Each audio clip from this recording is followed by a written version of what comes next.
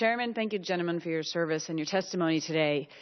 In my time in the military, one of the things that was our most concerning as far as threat was the combination of a terrorist organization with a weapons of mass destruction. I serve on Homeland Security.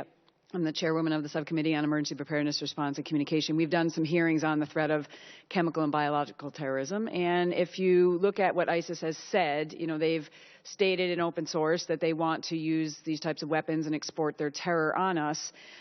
This obviously, the fact that that could potentially be a game changer for not just small-scale physical attacks, but then actually using chemical, biological, radiological, or nuclear capabilities. And what we've seen with ISIS, as you know, is that they're not just trying to acquire them, and there's reports they've used them on the battlefield, but they try and recruit individuals with the expertise so that they can create those capabilities themselves, not from scratch, but just by importing those with the experience. So I was wondering if you could comment, especially Mr. Morrell, on the WMD threat with ISIS and your concerns about that and what to do about that. So I share your concerns.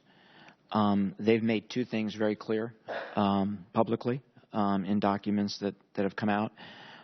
One is that if they acquired these weapons, that they would use them, and they wouldn't care that the vast majority of those killed were civilians. And they've also provided a religious justification very similar to al-Qaeda's. In fact, I think it was identical to al-Qaeda's justification for using such weapons. I have no doubt that they are pursuing such weapons. I do not know how far along they are. I don't have access to intelligence anymore.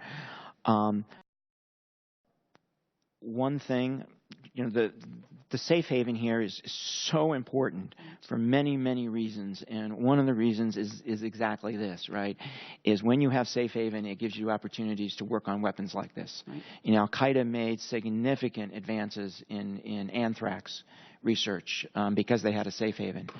And so I am concerned that as long as they have a safe haven, they will have the space, and because they are a quasi-state, they can use the human resources within that state, right, as they pursue these things. So I don't know where it stands at the moment, but I'm deeply concerned about it. Great. Thank you.